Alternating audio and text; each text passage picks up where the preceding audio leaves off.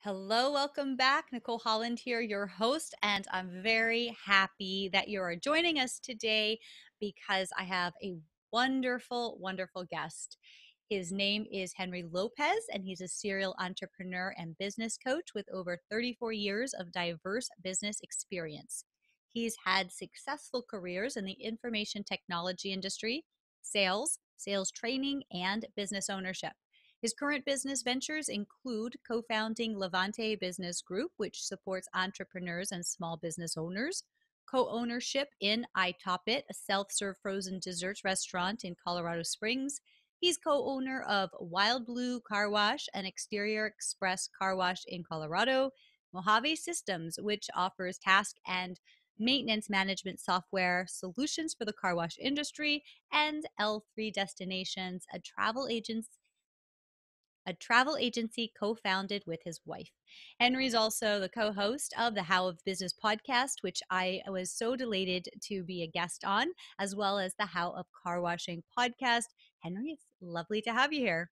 Oh, my pleasure to be here. Thanks for having me on the show, Nicole. For sure. So, what I usually do at this point is ask my guests to give us more of like, what are they doing on a day to day basis to serve and support their people? But I have to wait on that because you have a lot of things going on. Yes. So, I want to start with um, like, do you just get bored or like how did this all come to be? You've got so Yeah. many things going. It definitely is shiny object syndrome to a big extent. And then my business partner, David Begin, we're partnered on most of those businesses that you listed. He has the same issue. It's not necessarily a good thing, right? There are days when if you listen to all of the other experts, they tell you to focus, focus, focus. I have not done that. And there's definitely truth to the argument that, what am I doing extremely well? But it's just my nature. I love different ideas. My partner and I like creating. That's the best part of it. And so it's been hard to say no to all of these different things. Most of them are somewhat connected, except for the yogurt shop is an outlier, and my wife's business perhaps is an outlier, but the rest of it is somewhat connected. Awesome. Yeah. So like why yogurt? Like I read that and I was Yeah. like, I love self-serve yogurt shops. They're the best. So that one was that was a combination of my business partner, David Begin, he was kind of bored with his business at that point in time. This is 2011. My daughter at the time, it had just become a big thing in the Dallas market. And she said, Dad, we got to go to this new place over, a couple subdivisions over called Yogurt Land. And I was like, what is this? And I went and I was like, oh, this is compelling. Now, my first business in the 90s was in the food industry, was a pizza delivery shop. And I swore I would never go back to food, but this was pretty contained. There's no cooking going on, fairly easy prep. And I thought, wow, this has some potential. And there were none in Colorado Springs. So my partner and I got excited about it. We thought this would be great. And so we went off and opened two at the same time in Colorado Springs. And we were the first ones in that market. And then very quickly thereafter, like within 12 months, I think there were 8 competitors. It's crazy, right? Like Yeah, I saw the same kind of thing where it was like, you hear about the froyo places, but there's nothing in an area, and then one springs up, and then it's two, crazy. three, four, five. It's like, what happened? Yeah, I mean, it's one of those eternal questions you have to really look at it. And I certainly learned a hard lesson there is what's the barrier to entry to others into a space? But at the same time, you're always going to get competition, right? You're never going to be alone in what you're providing if it's any good and if people want it. So it's just part of the business. It's just that it's so easy to slap one of these up. I'm generalizing and trivializing it a bit, but the barrier to entry is pretty low. And so that was part of the challenge. Awesome. Okay, so all these different things going on, all these Yeah. different businesses. And you are also supporting entrepreneurs and small business owners through coaching and That's consulting. right. Is that right? Okay, Yep. so tell us about that. How are you serving and supporting your people on a day to day basis? Yeah, and I also volunteer for SCORE, which is part of the Small Ah, Business Administration. So I just enjoy. I love talking about business. I could do it all day long, as my wife will tell you, right? So that is my passion. I love talking about it. When I finish having a coaching session, Nicole, and I know you feel the same way. I feel more energized afterwards, typically, than I did before the call started, because I get excited, especially when someone has, a pretty good idea, but they're putting in the effort and they've got the vision. And to me, it's contagious. So I do selective coaching. I'm very selective because I only have so much bandwidth. I have selective hours that I dedicate to SCORE, to volunteer there. But I always learn something, and I always come away, or most times come away, more energized than I was before. So that's what I get from it and why I do it. I love it. That's how I feel about the podcast interviews. Uh, Yes. for me, I've been coaching. I coached for a long time, and I'm now at a point where I don't feel like the ongoing is a right fit for me. This could be Mm, just a chapter in my life, or it could mm, be forever, who knows. But I used to love, and even when I worked with kids, I always wanted to work long term and see the growth and all that. And I I see. love it. But now I'm focusing on just strategy days, either I half see. days, 1 days, or multi days. But it's like, get it done. Before we hit record, you and I were talking. I was like geeking out about processes and workflows, and it's like that's the kind of stuff that if I know somebody has an issue or there's a gap or there's a problem, and I can help them like fix it, then I feel so fulfilled that I'm like, Right. okay, I'm complete. And then they come back to me when they have another problem.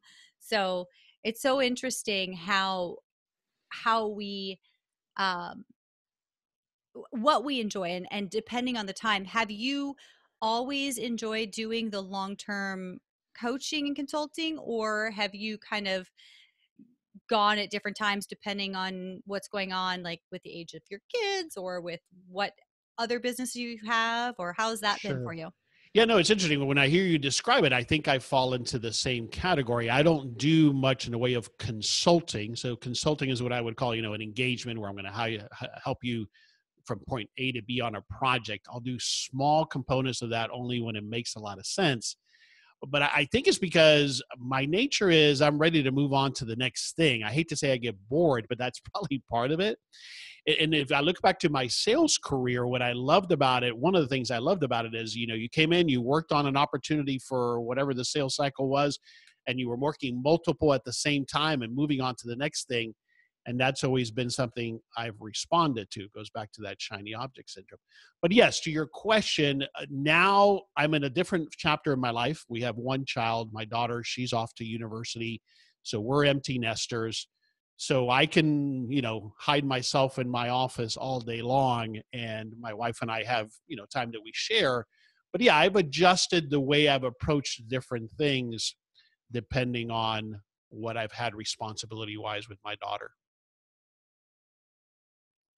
Very cool. So you had a long career in corporate, right? Yes. So between I'm just looking at my Yeah. notes So I here. started as a computer programmer back in the Right. mid 80s. And then into sales from there. That's right. How did you discover entrepreneurship, or is it something that you knew before you went corporate? Yeah, good question. I have always wanted to be my own boss, but it took me a while to figure out how to get there. I call it, what the vehicle it is that I was going to use. I knew that I wanted that for all kinds of different reasons that I'm sure we'll touch on. I just didn't know how to get there. It wasn't very well modeled for me, although my dad was a solopreneur. He was a carpenter, but he was kind of a lone wolf type. So I really didn't learn much from him except for that control that independence maybe provides. But I didn't have the wherewithal. I didn't have any money. I didn't have any resources, and I just didn't know how to do it. But the passion and the desire was always there. Now, I was fortunate that without having a college degree, I went into a line of business that allowed me to make a lot of money, of really good money. And that actually was something that made it harder because letting go of that took a while before I was comfortable and had enough savings and investments to make that leap. But yeah, that's always been there. I've always wanted to be my own boss.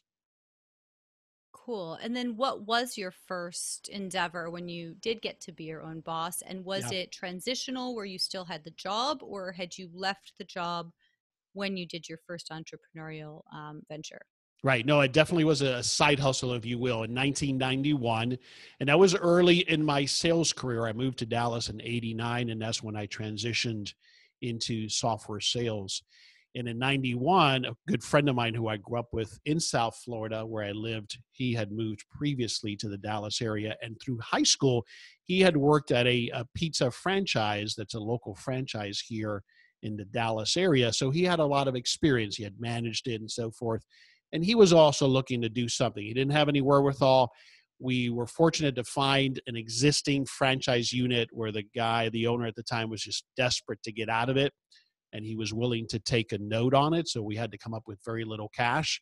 So my partner, Renee, managed it day to day. We paid him a salary. I kept my job and then did everything else at night, the bookkeeping and the accounting and the marketing and systems, and worked there on the weekends.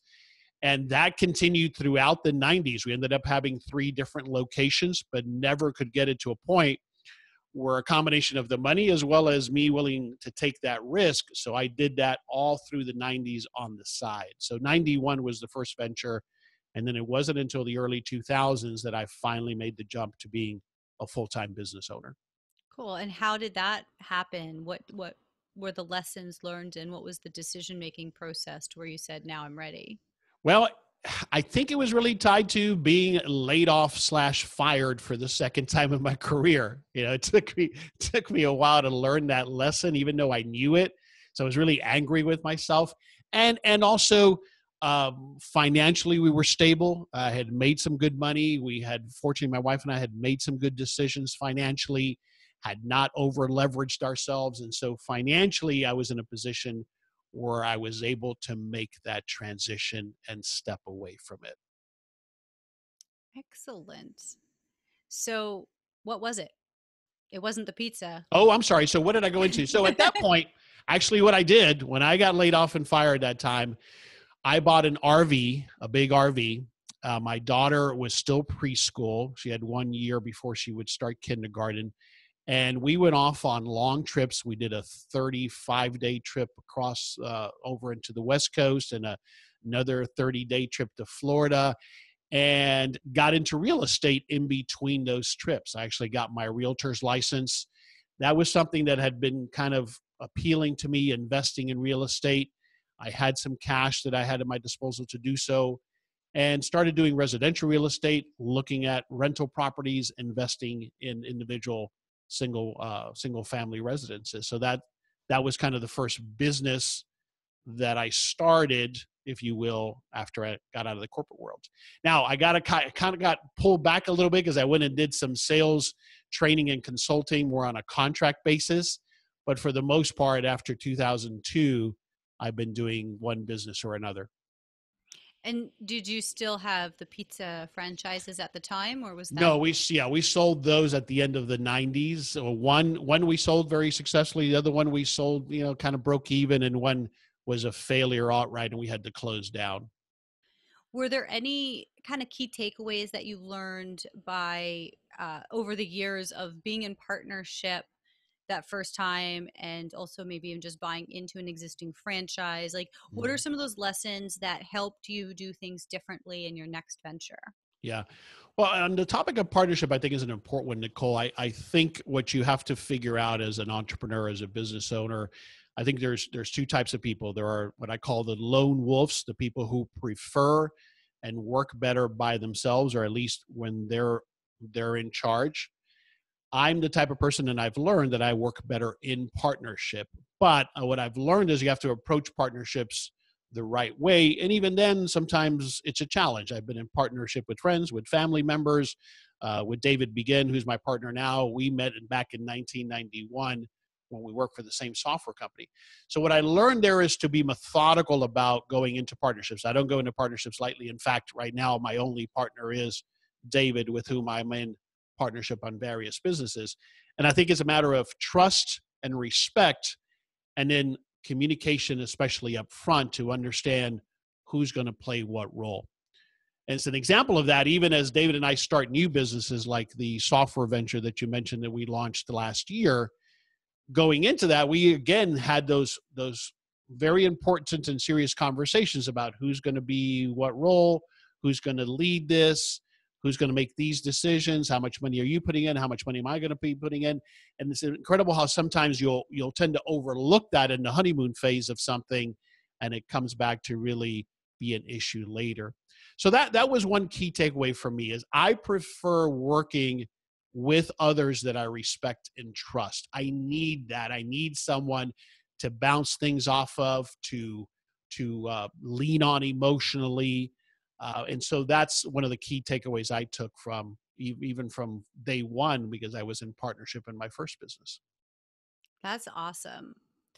So, why do you do this? I mean, obviously, you mentioned kind of shiny object, and clearly you you enjoy it. But what's driving you to continue doing it? I mean, is there any time where you're going like, all right, now we're empty nesters and we're gonna slow down? I don't get that sense from you. It's almost Oh, like it seems like you're like ready for more. yeah. So, what is driving you to not just um so what is driving you to what you do, how you do it, the driving force behind like your life?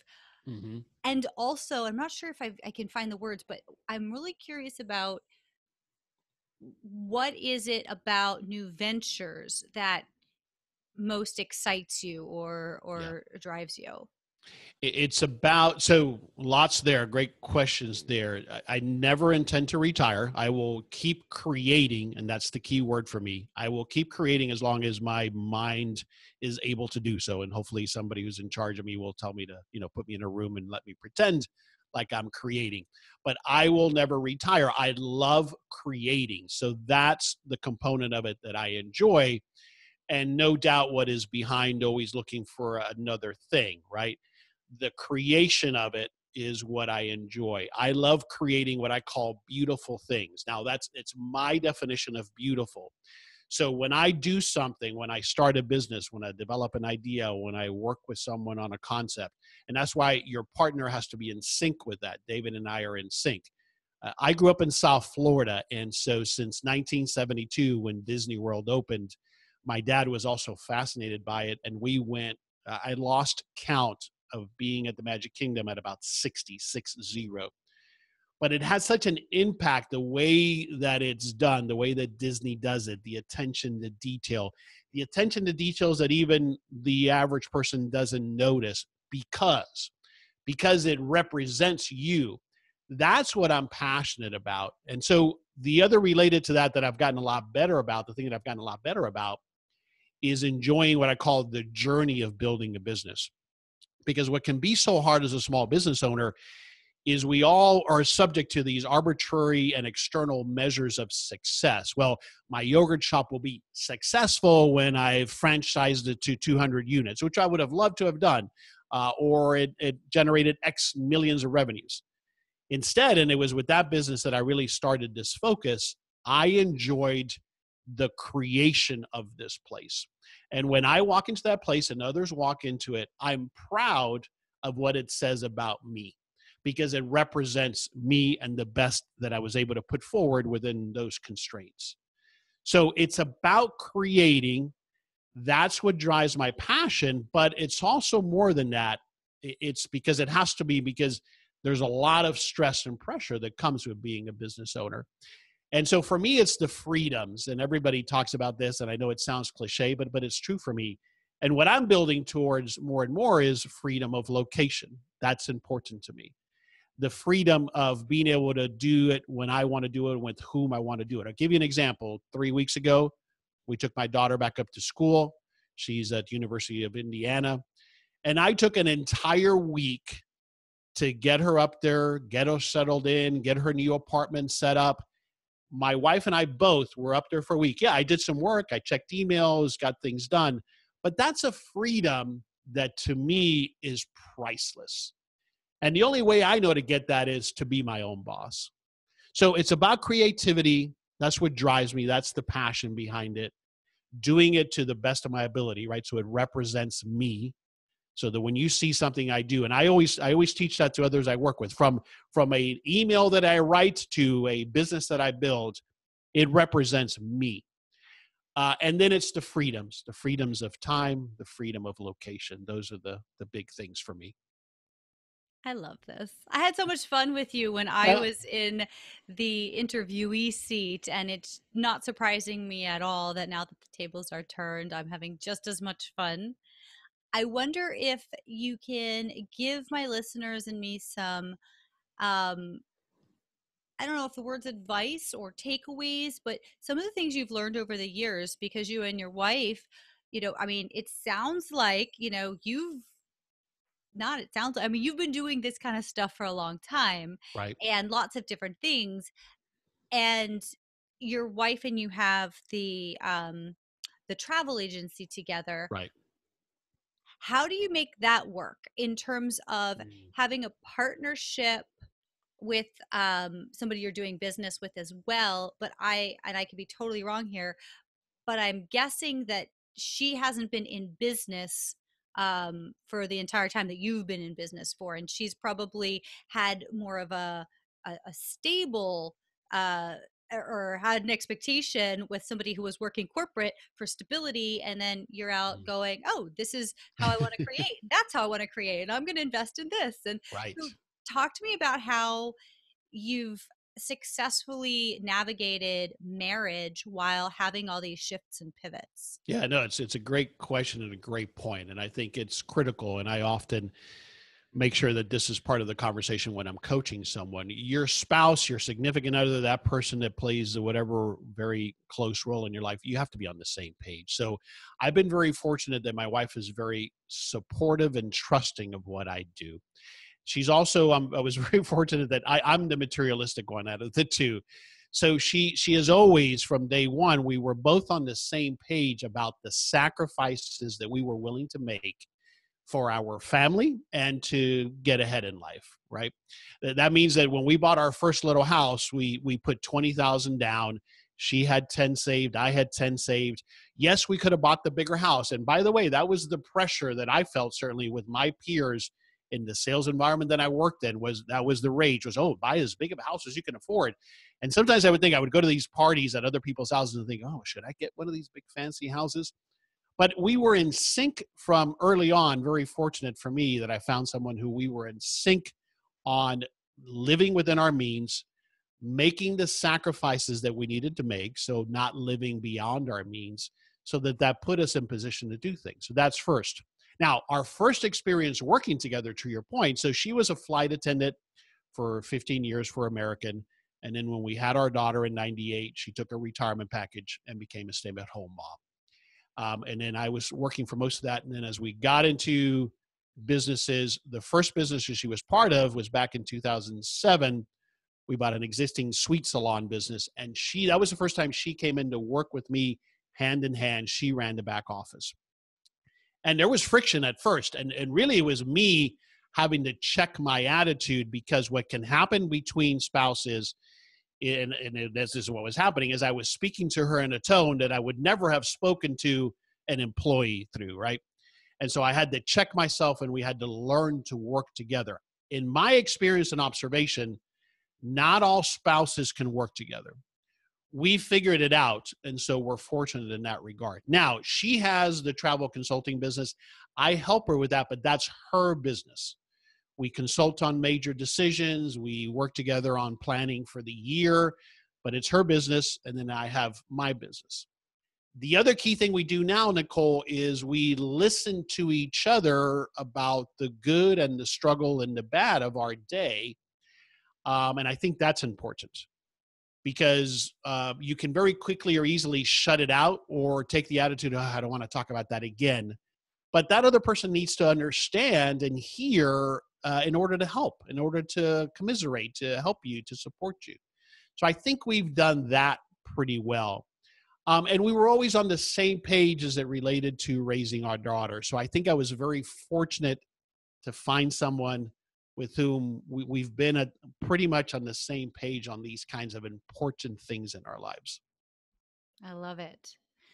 So we've gone, it's like, it feels like we just I started the know, but I'm sure. conversation, but I'm looking at the time and I'm like, oh, wow, it's coming to the end. And we've covered a bunch of different topics. And I have to say that whoever is, where are you, you're at the Houston score, or what's your score? Dallas and Dallas. Dallas, sorry, Yeah, Dallas.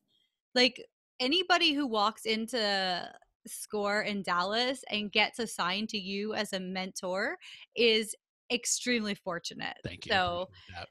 for sure. And so for people who are not in Dallas and who aren't going through SCORE but would love to get some more support from you and continue the conversation. I realize you work with a very select few Right. people. What is the way that my listeners can reach out and get on your radar? Yeah, the easiest way is to go to the howofbusiness.com. That's where you'll find the podcast. That's where you'll find information about my business coaching. And there's a form there to submit a request. And then, very similar to your process, Nicole, we chat, we make sure there's a connection, that we're a fit for each other. And then we go from there if it's business coaching. But the howofbusiness.com is the best place. Awesome. So before we wrap, I think you also have a gift for my audience, and I just want to touch. I think so. Let me look at my notes. I think you put something on here, right? We didn't talk about that, We, but we can easily offer a free coaching consultation. I would love to be able to offer that to your listeners. oh my gosh, I'm sorry. I'm like putting you on the No, spot. that's quite all right. I could have sworn I had in my notes that And maybe it is, um and I'm forgetting, but it's no big deal. no, it just says that's right. It says thehowbusiness.com to find your podcast and information about your okay, there's that. Sorry about that. No, listen, a free coaching consultation. That's usually the best approach anyway, is for me to have a conversation with someone. So that's the best offer, I think, is related to my business coaching. It is certainly a great offer. And Yeah, honestly, I'm so sorry to put you on the spot. no And worries. if you tell me afterwards to cut this out, I will. But No, no, no. people are hearing it. It's a real conversation, and I think that's what I love about your show, and this new iteration of the show. And I think that's what people will listen for, right? Our conversations. Absolutely. And I like to keep it real too, because it's like, why? Well, I just can't fake it. I think we've already covered this. It's like, if people don't like it, then they're not the right fit for us anyhow, right? That's exactly right. Cool. So, final words of wisdom, anything you want to leave us with before we end? On the topic, and we had discussed this previously, on the topic of transitioning to becoming a business owner. To me, we touched on it. To me, the biggest thing is, what sacrifices are you willing to make? And sacrifices is a big word. It means everything from financially, what are you willing to sacrifice? What are you willing to put off? I think that so much, and I'm old, so yeah, I'm going to get on my soapbox. So much now, we want immediate gratification. We want the immediate results. That has not been my experience. I've gotten to where I am the old fashioned way, if you will, making a lot of mistakes, learning from those failures, fortunate to have had more successes than failures, hard work, and willing to sacrifice for an end goal. That's how I've gotten to where I am.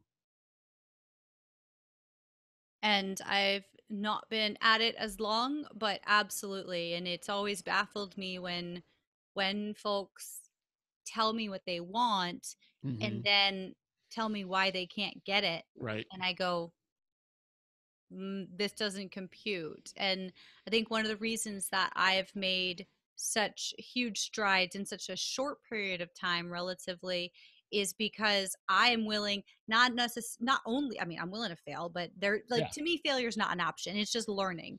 Mm. But I'm willing to sacrifice. And that has meant many things throughout my life. That's And, right.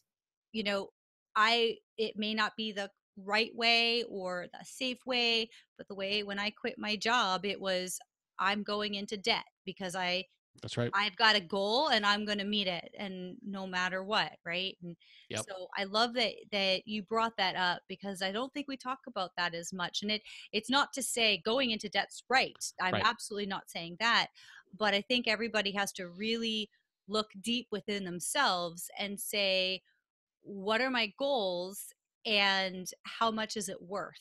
Yep. How bad do I want it? What am I willing to give up? And that's the way it is with anything in life, right? Yeah, for sure. Thank you so much. This has been a blast. Thanks for having me on the show. I'm really honored to be part of this new approach that you're taking with the podcast. It's brilliant, and I'm just happy to be part of it. It's such a pleasure to have you.